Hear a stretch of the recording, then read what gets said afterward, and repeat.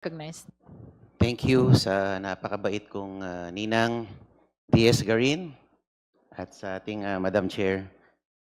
Just a manifestation on the video that was played earlier. I'm referring to the video which is the bone of contention, the very basis of why there was an alleged threat to the life of the president.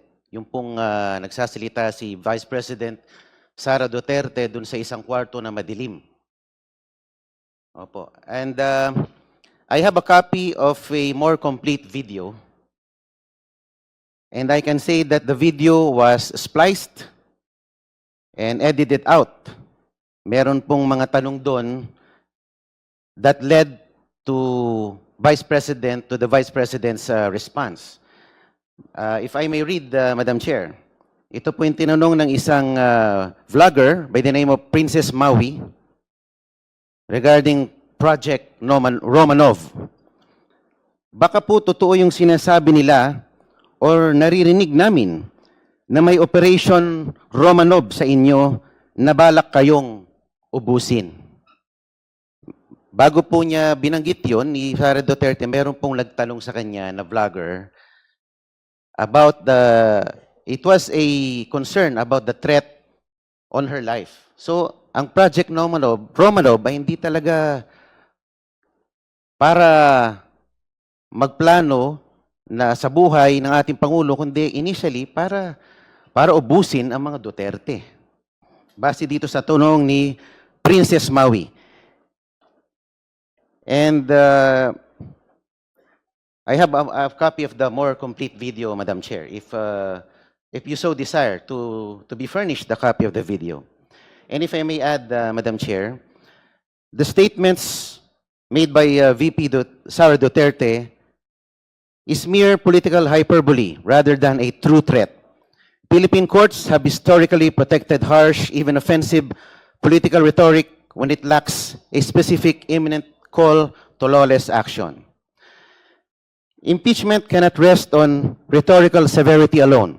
Impeachment requires a disciplined inquiry into proof, intent, context, and official misuse of power. The statement was conditional on her own alleged killing, was later explained as an expression of concern for her security, and remains the subject of an unresolved criminal and investigative process. Sinabi nga po ni VP Inday Sara na siya mismo nagsabi that the remark was a plan without flesh and that the condition was her own death first, based on the Al Jazeera interview dated 26 of November 2024.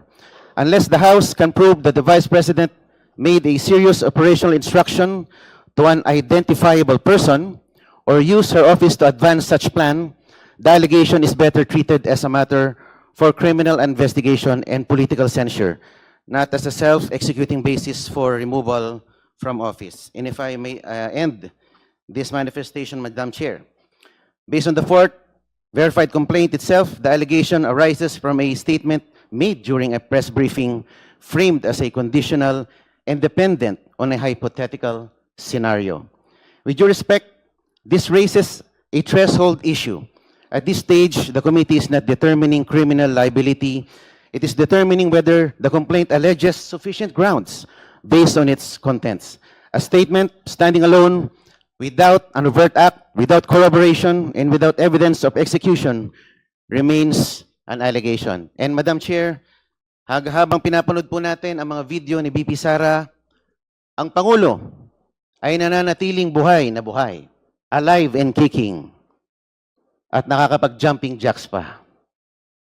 So, buhay na buhay po ang ating Pangulo at malusog. Maraming salamat po. Your manifestation is noted.